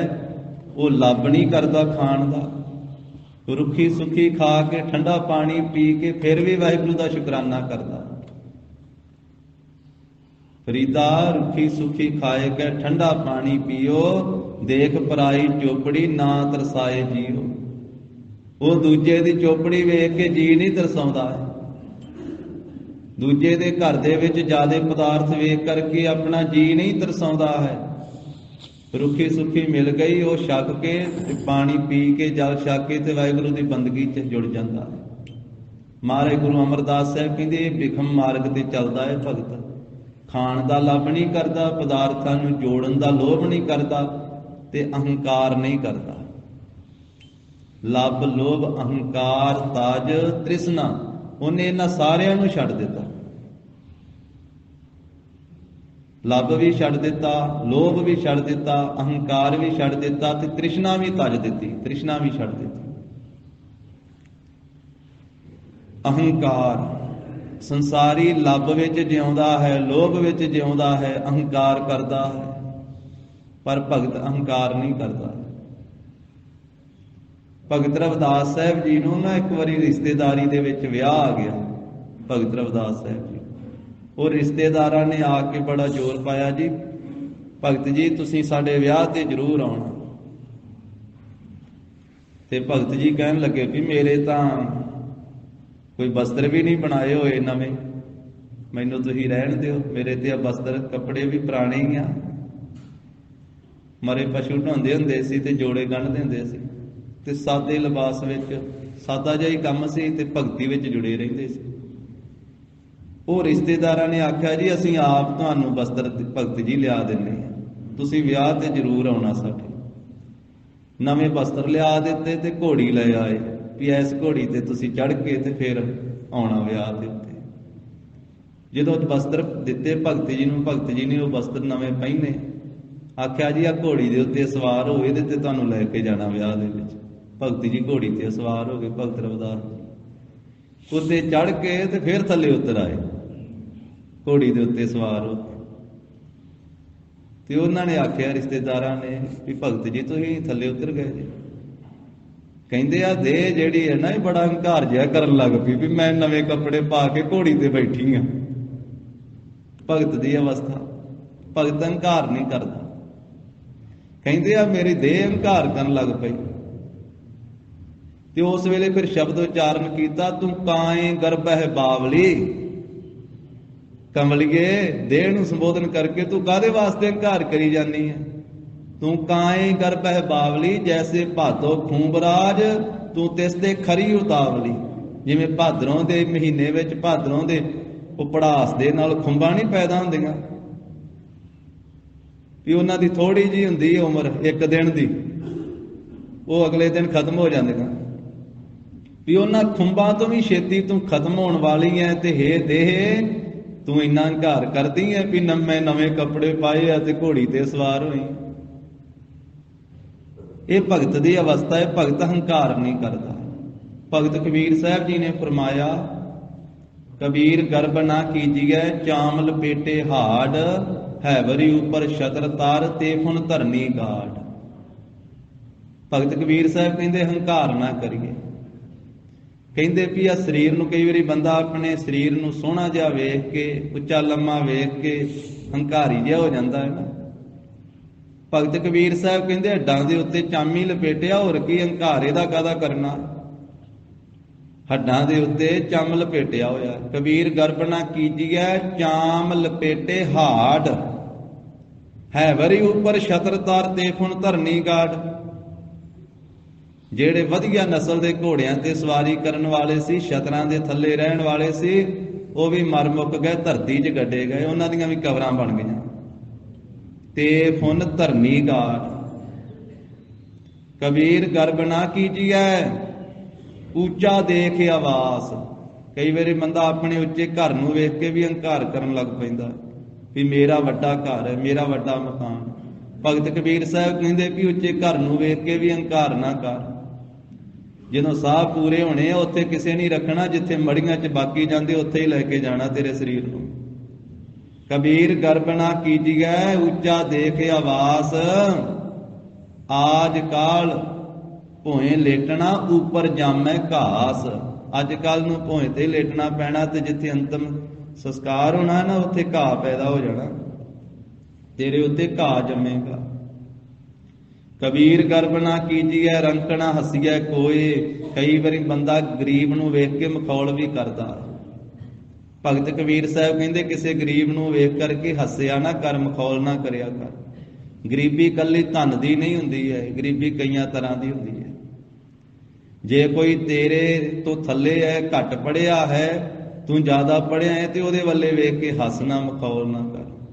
ਜੇ ਤੈਨੂੰ ਸਰੀਰ ਕਰਕੇ ਰੱਬ ਨੇ ਅਮੀਰੀ ਦਿੱਤੀ ਹੈ, ਸੁੰਦਰਤਾ ਦਿੱਤੀ ਹੈ, ਤੇ ਕਿਸੇ ਨੂੰ ਸੁੰਦਰਤਾ ਨਹੀਂ ਦਿੱਤੀ, ਤੇ ਉਹਦੇ ਵੱਲੇ ਵੇਖ ਕੇ ਹਾਸਾ ਠੱਠਾ ਨਾ ਕਰ। ਜੇ ਵਾਹਿਗੁਰੂ ਨੇ ਤੈਨੂੰ 4 ਰੁਪਈਏ ਦੇ ਦਿੱਤੇ ਆ, ਤੇ ਕੋਈ ਗਰੀਬ ਹੈ ਤੇਰੇ ਲਾਗੇ, ਤੇ ਉਹਦੇ ਵੱਲੇ ਵੇਖ ਕੇ ਮਖੌਲ ਨਾ ਕਰ। ਜੇ ਤੈਨੂੰ ਜ਼ਿਆਦੀ ਅਕਲ ਦਿੱਤੀ ਹੈ, ਬੁੱਧ ਦਿੱਤੀ ਹੈ, ਤੇ ਕੋਈ ਤੇਰੇ ਤੋਂ ਘੱਟ ਜਾਣਕਾਰੀ ਰੱਖਦਾ ਹੈ, ਤੇ ਉਹਦੇ ਵੱਲੇ ਵੇਖ ਕੇ ਹੱਸਣਾ, ਮਖੌਲ ਨਾ ਕਰ। ਕਬੀਰ ਗਰਬ ਨਾ ਕੀਜੀਐ ਰੰਕ ਨਾ ਹੱਸੀਐ ਕੋਏ, ਅਜਹੋ ਸੋ ਨਾਉ ਸਮੁੰਦਰ ਮਹਿ, ਕਿਆ ਜਾਨੋ ਕਿਆ ਹੋਏ। ਕਹਿੰਦੇ ਹਾਲੇ ਤੇ ਜੀਵਨ ਦੀ ਬੇੜੀ ਸੰਸਾਰ ਸਮੁੰਦਰ ਦੇ ਵਿੱਚ ਹੈ, ਪਤਾ ਨਹੀਂ ਕੰਢੇ ਲੱਗਣੀ ਕਿ ਨਹੀਂ ਲੱਗਣੀ, ਪਤਾ ਨਹੀਂ ਕਿਹੜੇ ਥਾਂ ਤੇ ਘੁੰਮਣ ਘੇਰੀ ਆ ਜਾਣੀ ਤੇ ਵਿੱਚ ਹੀ ਡੁੱਬ ਜਾਣਾ। ਹਾਲੇ ਪਤਾ ਨਹੀਂ ਕੀ ਸਾਡੇ ਨਾਲ ਵਾਪਰਨਾ, ਕੀ ਹੋਣਾ, ਹਾਲੇ ਕਿਹੜਾ ਕਿਨਾਰੇ ਲੱਗ ਗਏ। ਕਿਆ ਜਾਨੋ ਕਿਆ ਹੋਏ। ਭਗਤ ਹੰਕਾਰ ਨਹੀਂ ਕਰਦਾ। ਭਗਤ ਤਾਂ ਦੂਜਿਆਂ ਨੂੰ ਵੀ ਕਹਿੰਦਾ ਵੀ ਹੰਕਾਰ ਨਾ ਕਰੋ ਭਾਈ। ਤੋ ਮਹਾਰਾਜ ਸਾਹਿਬ ਜੀ ਕਹਿੰਦੇ ਭਗਤਾਂ ਦੀ ਐਸੀ ਜੀਵਨ ਬਤੀਤ ਕਰਨ ਦੀ ਰਹੁ ਰੀਤ ਹੈ। ਭਗਤ ਨੇ ਲੱਭ ਵੀ ਛੱਡ ਦਿੱਤਾ, ਲੋਭ ਵੀ ਤਿਆਗ ਦਿੱਤਾ, ਹੰਕਾਰ ਵੀ ਛੱਡ ਦਿੱਤਾ, ਤੇ ਤ੍ਰਿਸ਼ਨਾ ਵੀ ਤਿਆਗ ਦਿੱਤੀ। ਕਿਉਂਕਿ ਤ੍ਰਿਸ਼ਨਾ ਕਦੀ ਵੀ ਰੱਜਦੀ ਨਹੀਂ ਹੈ। ਤ੍ਰਿਸ਼ਨਾ ਬਿਰਲੇ ਹੀ ਕੀ ਬੁਝੀ ਹੈ, ਕੋਟ ਜੋਰੇ ਲੱਖ ਕਰੋੜੇ ਮਨ ਨਾ ਹੋਰੇ, ਪਰੈ ਪਰੈ ਹੀ ਕੋ ਲੁੱਜੀ ਹੈ। ਜੇ ਲੱਖਾਂ ਵੀ ਜੋੜ ਲੈ, ਕਰੋੜਾਂ ਵੀ ਜੋੜ ਲੈ, ਤੇ ਫਿਰ ਕਿਹੜਾ ਰੱਜ ਗਿਆ। ਫਿਰ ਵੀ ਅੱਗੇ ਤੋਂ ਅੱਗੇ ਤ੍ਰਿਸ਼ਨਾ ਵੱਧ ਜੀ ਜਾਂਦੀ ਹੈ। ਤ੍ਰਿਸ਼ਨਾ ਦਾ ਟੋਆ ਹੀ ਏਡਾ ਵੱਡਾ ਹੈ, ਭਰਦਾ ਹੀ ਨਹੀਂ ਹੈ। ਤੇ ਭਗਤਾਂ ਨੇ ਤ੍ਰਿਸ਼ਨਾ ਤਿਆਗ ਦਿੱਤੀ ਹੈ। ਉਹਨਾਂ ਨੇ ਲੱਭ ਵੀ ਛੱਡਿਆ, ਲੋਭ ਵੀ, ਹੰਕਾਰ ਵੀ, ਤੇ ਤ੍ਰਿਸ਼ਨਾ ਨੂੰ ਵੀ ਛੱਡ ਦਿੱਤਾ ਹੈ। ਬਹੁਤ ਨਾਹੀ ਬੋਲਣਾ, ਤੇ ਭਗਤ ਬਹੁਤਾ ਨਹੀਂ ਬੋਲਦੇ। ਉਹ ਸਿਮਰਨ ਕਰਦੇ ਰਹਿੰਦੇ ਆ। ਤੇ ਜਦੋਂ ਕੋਈ ਬੁਲਾਉਂਦਾ ਉਦੋਂ ਬੋਲਦੇ ਆ, ਤੇ ਕੰਮ ਦਾ ਬੋਲਦੇ ਆ, ਐਵੇਂ ਨਹੀਂ ਬੋਲਦੇ, ਬਹੁਤਾ ਨਹੀਂ ਬੋਲਦੇ। ਉਂਝ ਵਾਹਿਗੁਰੂ ਨੇ ਸਾਨੂੰ ਜੀਭ ਇੱਕ ਦਿੱਤੀ ਆ, ਰਸਨਾ ਇੱਕ ਦਿੱਤੀ ਤੇ ਕੰਨ ਦੋ ਦਿੱਤੇ ਆ। ਇਹਦਾ ਵੀ ਭਾਵ ਇਹੀ ਹੈ ਵੀ ਬੋਲ ਘੱਟ ਤੇ ਸੁਣ ਜ਼ਿਆਦਾ। ਤੇ ਬੋਲਣਾ ਵੀ ਕੀ ਆਖਿਆ ਹੈ ਕਿ ਬੋਲਣਾ ਵੀ ਨਾਮ ਦਾ ਬੋਲਣਾ ਹੀ ਸਫਲਾ ਹੈ। ਇਹ ਰਸਨਾ ਤੋਂ ਨਾਮ ਬੋਲਿਆ ਜਾਵੇ, ਗੁਰਬਾਣੀ ਬੋਲੀ ਜਾਵੇ। ਹਾਂ, ਸੰਸਾਰ 'ਚ ਵਿਚਰਦਿਆਂ ਬੋਲਣਾ ਤੇ ਹੈ ਹੀ ਆ, ਪਰ ਭਗਤ ਬਹੁਤਾ ਨਹੀਂ ਬੋਲਦੇ ਆ। ਉਹਨਾਂ ਦਾ ਸਾਰਾ ਕੁਝ ਹੀ ਨਿਯਮ ਦਾ ਹੋ ਗਿਆ, ਸੰਜਮ ਦਾ ਹੋ ਗਿਆ। ਉਹਨਾਂ ਦੀ ਇਹ ਚਾਲ ਹੀ ਨਿਰਾਲੀ ਹੋ ਗਈ ਸੰਸਾਰ ਨਾਲੋਂ। ਸੰਸਾਰੀ ਹਰ ਵੇਲੇ ਬੋਲਦਾ ਰਹਿੰਦਾ ਹੈ, ਫਜ਼ੂਲ ਬੋਲਦਾ ਰਹਿੰਦਾ ਹੈ, ਫਿੱਕਾ ਕੌੜਾ ਵੀ ਬੋਲਦਾ ਹੈ, ਹੋਰ ਵੀ ਕਈ ਤਰ੍ਹਾਂ ਦਾ ਬੋਲਦਾ ਹੈ। ਪਰ ਭਗਤ ਜੀ ਨੇ, ਭਗਤਾਂ ਨੇ ਆਪਣਾ ਬੋਲਣਾ ਹੀ ਘਟਾ ਲਿਆ ਹੈ। ਨਾ ਉਹ ਫਿੱਕਾ ਬੋਲਣ, ਨਾ ਕੌੜਾ ਬੋਲਣ, ਨਾ ਝੂਠ ਬੋਲਣ, ਤੇ ਨਾ ਐਵੇਂ ਬਹੁਤਾ ਬੋਲਣ। ਉਹ ਚੁੱਪ ਹੀ ਰਹਿੰਦੇ ਹਨ, ਨਾਮ ਬੋਲਦੇ ਹਨ। ਤੇ ਜਦੋਂ ਬੋਲਦੇ ਆ ਕੋਈ ਸ੍ਰੇਸ਼ਟ ਬਚਨ ਹੀ ਬੋਲਦੇ ਆ। ਬੋਲੀਐ ਸੱਚ ਧਰਮ, ਝੂਠ ਨਾ ਬੋਲੀਐ, ਜੋ ਗੁਰ ਦੱਸੈ ਬਾਟ ਮੁਰੀਦਾਂ ਚੋਲੀਐ। ਇਹ ਭਗਤਾਂ ਦੀ ਅਵਸਥਾ ਹੈ। ਭਗਤ ਬਹੁਤਾ ਨਹੀਂ ਬੋਲਦੇ ਹਨ। ਖੰਨਿਆ ਹੋ ਤਿੱਖੀ ਵਾਲ ਹੋ ਨਿੱਕੀ। ਪਰ ਹੈ ਇਹ ਜਿਹੜੀ ਚਾਲ ਹੈ ਨਾ, ਭਗਤੀ ਦੀ ਚਾਲ, ਭਗਤੀ ਦੀ ਰਹੁ ਰੀਤ, ਇਹ ਵਿਖਮ ਮਾਰਗ ਹੈ, ਕਠਿਨ ਰਸਤਾ ਹੈ। ਮਹਾਰਾਜ ਕਹਿੰਦੇ ਇਹ ਚਾਲ ਐਸੀ ਹੈ, ਖੰਨਿਆ ਹੋ ਤਿੱਖੀ, ਖੰਡੇ ਨਾਲੋਂ ਤਿੱਖੀ ਹੈ, ਤੇ ਵਾਲ ਨਾਲੋਂ ਨਿੱਕੀ ਬਰੀਕ ਹੈ। ਇਹ ਜਿਹੜੀ ਇਹ ਰੀਤ ਹੈ, ਇਹ ਜਿਹੜਾ ਰਾਹ ਹੈ, ਖੰਡੇ ਨਾਲੋਂ ਤਿੱਖਾ ਹੈ ਤੇ ਵਾਲ ਨਾਲੋਂ ਨਿੱਕਾ ਹੈ। ਏਤ ਮਾਰਗ ਜਾਣਾ, ਇਸ ਮਾਰਗ ਦੇ ਉੱਤੇ ਭਗਤਾਂ ਨੇ ਜਾਣਾ ਕੀਤਾ ਹੈ। ਫਿਰ ਇਹਦੇ ਤੇ ਭੀੜਾਂ ਨਹੀਂ ਲੱਗਦੀਆਂ ਇਸ ਰਾਹ ਦੇ ਉੱਤੇ। ਭਗਤ ਕਬੀਰ ਸਾਹਿਬ ਜੀ ਨੇ ਆਖਿਆ ਵੀ ਜਿਹੜੇ ਪਾਸੇ ਤਾਂ ਪੰਡਤ ਗਏ ਹਨ, ਉਧਰ ਤੇ ਭੀੜਾਂ ਹੀ ਲੱਗੀਆਂ ਪਈਆਂ। ਕਬੀਰ ਜਿਹ ਮਾਰਗ ਪੰਡਤ ਗਏ, ਪਾਸ਼ਾ ਪਰੀ ਪਹੀਰ। ਕਹਿੰਦੇ ਲੋਕ ਵੀ ਹੀਰਾ ਘੱਤ ਕੇ ਪੰਡਤਾਂ ਦੇ ਮਗਰ ਤੁਰ ਪਏ। ਤੇ ਕਹਿੰਦੇ ਜਿਹੜੇ ਰਸਤੇ ਤੇ ਮੈਂ ਤੁਰ ਰਿਹਾ ਨਾ, ਅਖੰਡੇ ਨਾਲੋਂ ਤਿੱਖੇ ਰਾਹ ਦੇ ਉੱਤੇ, ਵਾਲ ਨਾਲੋਂ ਨਿੱਕਾ ਜਿਹੜਾ ਰਸਤਾ ਹੈ, ਕਹਿੰਦੇ ਇਹਦੇ ਤੇ ਤਾਂ ਮੈਂ ਇਕੱਲਾ ਹੀ ਰਹਿ ਗਿਆ, ਪਿੱਛੇ ਭੀੜਾ ਹੈ ਹੀ ਕੋਈ ਨਹੀਂ। ਇੱਕ ਅਵ ਘਟ ਘਾਟੀ ਰਾਮ ਕੇ, ਤੇ ਚੜ ਰਹੇ ਹੋ ਕਬੀਰ। ਇਸੇ ਕਰਕੇ ਗੁਰਬਾਣੀ ਚ ਆਖਿਆ ਜਗ ਮਹਿ ਉੱਤਮ ਕਾਢਿਆ ਹੈ, ਵਿਰਲੇ ਕਈ ਕੇ ਸੰਘਣੇ ਨਹੀਂ ਆਖਿਆ, ਮਹਾਰਾਜ ਨੇ ਵਿਰਲੇ ਆਖਿਆ। ਗਰੀਬ ਨਵਾਜ ਸਾਹਿਬ ਨੇ ਆਖਿਆ ਕੋਟਨ ਮੈਂ ਨਾਨਕ ਕੋ, ਨਾਰਾਇਣ ਜਿਹ ਚੀਤ। ਕਰੋੜਾਂ ਵਿੱਚੋਂ ਕੋਈ ਹੈ ਜਿਸ ਦੇ ਚਿੱਤ ਵਿੱਚ ਨਾਰਾਇਣ ਦਾ ਵਾਸਾ। ਮੁਖੋ ਹਰ ਹਰ ਸਭ ਕੋ ਕਰੈ, ਵਿਰਲੇ ਹਿਰਦੈ ਵਸਾਇਆ। ਨਾਨਕ ਜਿਨ ਕੈ ਹਿਰਦੈ ਵਸਿਆ, ਮੋਖ ਮੁਕਤ ਤਿਨ ਪਾਇਆ। ਕਿਉਂਕਿ ਇਹ ਖੰਡੇ ਦੀ ਧਾਰ ਨਾਲੋਂ ਤਿੱਖੀ ਹੈ ਤੇ ਵਾਲ ਨਾਲੋਂ ਨਿੱਕੀ ਹੈ। ਇਸ ਰਸਤੇ ਦੇ ਉੱਤੇ, ਇਸ ਮਾਰਗ ਦੇ ਉੱਤੇ ਪ੍ਰਭੂ ਦੇ ਪਿਆਰਿਆਂ ਭਗਤਾਂ ਨੇ ਜਾਣਾ ਕੀਤਾ ਹੈ। ਗੁਰ ਪ੍ਰਸਾਦੀ ਜਿਨੀ ਆਪ ਤਜਿਆ। ਇਹਦੇ ਤੇ ਉਹੀ ਚੱਲਦੇ ਜਿਨ੍ਹਾਂ ਉੱਤੇ ਗੁਰੂ ਕੀ ਕਿਰਪਾ ਹੁੰਦੀ ਹੈ। ਧੰਨ ਗੁਰੂ ਅਮਰਦਾਸ ਸਾਹਿਬ ਕਹਿੰਦੇ ਜਿਨ੍ਹਾਂ ਤੇ ਗੁਰੂ ਸਾਹਿਬ ਦੀ ਕਿਰਪਾ ਹੋਈ, ਗੁਰ ਪ੍ਰਸਾਦੀ ਜਿਨੀ ਆਪ ਤਜਿਆ। ਫਿਰ ਜਿਨ੍ਹਾਂ ਨੇ ਆਪਾ ਭਾਵ ਛੱਡਿਆ, ਹੰਕਾਰ ਛੱਡਿਆ। ਕਿਉਂਕਿ ਇਸ ਰਾਹ ਦੇ ਉੱਤੇ ਚੱਲਣ ਵਾਲੇ ਨੂੰ ਹੰਕਾਰ ਤਿਆਗਣਾ ਪੈਂਦਾ, ਤਾਂ ਹੀ ਇਸ ਨੂੰ ਖੰਡੇ ਤੋਂ ਤਿੱਖਾ ਤੇ ਵਾਲ ਤੋਂ ਨਿੱਕਾ ਆਖਿਆ। ਵੀ ਇਹਦੇ ਤੇ ਆਪਾ ਭਾਵ ਛੱਡ ਕੇ ਮਰਨਾ ਕਬੂਲ ਕੇ ਤੁਰਨਾ ਪੈਂਦਾ ਹੈ। ਪਹਿਲਾਂ ਮਰਨ ਕਬੂਲ, ਜੀਵਨ ਕੀ ਛੱਡ ਆਸ, ਹੋ ਸਭਨਾ ਕੀ ਰੇਣੁਕਾ, ਤੋ ਆਓ ਹਮਾਰੇ ਪਾਸ। ਸਾਰਿਆਂ ਤੋਂ ਨੀਵਾਂ, ਸਾਰਿਆਂ ਦੀ ਚਰਨ ਧੂੜੀ ਬਣਨਾ ਪੈਂਦਾ। ਇੱਥਾ ਆਪਣਾ ਆਪ ਵਿਖਾਉਣਾ ਨਹੀਂ, ਆਪਣਾ ਆਪ ਮਿਟਣਾ ਪੈਂਦਾ, ਆਪਣਾ ਆਪ ਖਤਮ ਕਰਨਾ ਪੈਂਦਾ। ਮੁਰਦਾ ਹੋਏ ਮੁਰੀਦ ਨਾ ਗੱਲੀ ਹੋਣਾ। ਜਿਨ੍ਹਾਂ ਤੇ ਗੁਰੂ ਕੀ ਕਿਰਪਾ ਹੋਈ, ਤੇ ਗੁਰੂ ਕੀ ਕਿਰਪਾ ਵਾਲਿਆਂ ਨੇ ਜਿਨ੍ਹਾਂ ਨੇ ਆਪਣੇ ਅੰਦਰੋਂ ਹੰਕਾਰ ਤਿਆਗਿਆ ਹੈ, ਹਰ ਵਾਸਨਾ ਸਮਾਣੀ। ਉਹਨਾਂ ਦੀ ਹਰੇਕ ਪ੍ਰਕਾਰ ਦੀ ਜਿਹੜੀ ਵਾਸ਼ਨਾ ਹੈ ਨਾ, ਉਹ ਸਮਾ ਗਈ, ਸਮਾਪਤ ਹੋ ਗਈ, ਖਤਮ ਹੋ ਗਈ। ਉਹਨਾਂ ਦੇ ਅੰਦਰ ਵਾਸ਼ਨਾ ਨਹੀਂ ਰਹਿ ਗਈ ਸੰਸਾਰ ਦੇ ਪਦਾਰਥਾਂ ਦੀ, ਵਿਕਾਰਾਂ ਦੀ, ਉਹ ਸਾਰੀ ਵਾਸ਼ਨਾ ਜਿਹੜੀ ਸਮਾਪਤ ਹੋ ਗਈ ਤੇ ਉਹਨਾਂ ਗੁਰਮੁਖਾਂ ਭਗਤਾਂ ਦੇ ਹਿਰਦੇ ਵਿੱਚ ਹਰੀ ਦੇ ਨਾਮ ਦੀ ਵਾਸ਼ਨਾ ਸੁਗੰਧੀ ਜਿਹੜੀ ਹੈ ਨਾ ਖੁਸ਼ਬੋਈ ਉਹ ਸਮਾ ਜਾਂਦੀ ਹੈ। ਉਹ ਭਗਤੀ ਦੀ ਸੁਗੰਧੀ ਵਾਲੇ ਬਣ ਜਾਂਦੇ ਹਨ। ਕਹਿ ਨਾਨਕ ਚਾਲ ਭਗਤਾਂ ਕਹਿੰਦੇ ਹਨ ਧੰਨ ਸ੍ਰੀ ਗੁਰੂ ਅਮਰਦਾਸ ਸਾਹਿਬ ਜੀ ਮਹਾਰਾਜ ਤੀਜੇ ਪਾਤਸ਼ਾਹ ਕਿ ਜੋ ਭਗਤੀ ਕਰਨ ਵਾਲਿਆਂ ਭਗਤਾਂ ਦੀ ਚਾਲ ਹੈ, ਜੀਵਨ ਜਿਉਣ ਦਾ ਤਰੀਕਾ ਹੈ, ਢੰਗ ਹੈ। ਜੁਗੋ ਜੁਗ ਨਿਰਾਲੀ ਉਹ ਜੁਗਾਂ ਜੁਗਾਂ ਵਿੱਚ ਨਿਰਾਲੀ ਹੈ, ਸੰਸਾਰ ਨਾਲੋਂ ਵੱਖਰੀ ਹੈ। ਉਹ ਸੰਸਾਰ ਨਾਲ ਨਹੀਂ ਰਲਦੇ ਹਨ। ਉਹਨਾਂ ਦੀ ਚਾਲ, ਉਹਨਾਂ ਦੇ ਜੀਵਨ ਜਿਉਣ ਦਾ ਢੰਗ ਤਰੀਕਾ ਜੁਗਤੀ ਸਾਰਿਆਂ ਯੁੱਗਾਂ ਵਿੱਚ ਹੀ ਵੱਖਰੀ ਰਹੀ ਹੈ। ਸਤਯੁਗ ਵਿੱਚ ਵੀ ਭਗਤਾਂ ਦੀ ਚਾਲ ਸੰਸਾਰ ਨਾਲੋਂ ਵੱਖਰੀ ਰਹੀ ਹੈ। ਤ੍ਰੇਤੇ ਯੁੱਗ ਵਿੱਚ ਵੀ, ਦੁਆਪਰ ਯੁੱਗ ਵਿੱਚ ਵੀ, ਕਲਯੁੱਗ ਦੇ ਵਿੱਚ ਵੀ ਜਿਹੜੇ ਜਿਹੜੇ ਭਗਤ ਹੋਏ ਹਨ, ਭਗਤ ਕਬੀਰ ਸਾਹਿਬ ਜੀ, ਨਾਮਦੇਵ ਸਾਹਿਬ ਜੀ, ਭਗਤ ਰਵਿਦਾਸ ਸਾਹਿਬ ਜੀ ਆਦਿਕ, ਉਹਨਾਂ ਦੀ ਯੁੱਗਾਂ ਯੁੱਗਾਂ ਵਿੱਚ ਹੀ ਸੰਸਾਰ ਦੇ ਨਾਲੋਂ ਚਾਲ ਨਿਰਾਲੀ ਹੈ। ਕਿਉਂਕਿ ਉਹ ਲੱਭ, ਲੋਭ, ਹੰਕਾਰ, ਤ੍ਰਿਸ਼ਨਾ ਤੇ ਹੰਕਾਰ ਆਦਿਕ ਜੋ ਵਿਕਾਰ ਆਦਿਕ ਕੇ ਛੱਡ ਕਰਕੇ ਤੇ ਪ੍ਰਭੂ ਭਗਤੀ ਕਰਦੇ ਰਹਿੰਦੇ ਹਨ। ਉਹਨਾਂ ਦੀ ਐਸੀ ਚਾਲ ਹੈ, ਐਸਾ ਜੀਵਨ ਜਿਉਣ ਦਾ ਢੰਗ ਤਰੀਕਾ ਹੈ। ਤਾਂ ਹੀ ਮਹਾਰਾਜ ਸਾਹਿਬ ਜੀ ਨੇ ਆਖਿਆ, ਹਰ ਕੇ ਸੇਵਕ ਜੋ ਹਰ ਭਾਏ ਤਿਨ ਕੀ ਕਥਾ ਨਿਰਾਲੀ ਰੇ। ਉਹਨਾਂ ਦੀ ਕਥਾ ਹੀ ਵੱਖਰੀ ਹੈ। ਆਵਹਿ ਨਾ ਜਾਹੇ ਨਾ ਕਬਹੂ ਮਰਤੇ ਪਾਰ ਬ੍ਰਹਮ ਸੰਗਾਰੀ ਰੇ। ਉਹਨਾਂ ਨੂੰ ਹੀ ਆਖਿਆ ਹੈ, ਭਗਤਾਂ ਤੈਸੈ ਸਾਰੀਆਂ ਜੋੜ ਕਦੇ ਨਾ ਆਇਆ। ਸੋ ਗਰੀਬ ਨਵਾਜ ਸਾਹਿਬ ਸੱਚੇ ਪਾਤਸ਼ਾਹ ਜੀ ਕਿਰਪਾ ਕਰਨ। ਧੰਨ ਸ੍ਰੀ ਗੁਰੂ ਨਾਨਕ ਦੇਵ ਸਾਹਿਬ ਮਹਾਰਾਜ ਜੀ ਦੇ ਦਰੋਂ ਘਰੋਂ ਸਾਨੂੰ ਵੀ ਸਾਰਿਆਂ ਨੂੰ ਭਗਤੀ ਦੀ ਦਾਤ ਮਿਲੇ, ਨਾਮ ਦੀ ਦਾਤ ਮਿਲੇ, ਸਿੱਖੀ ਦੀ ਦਾਤ ਮਿਲੇ।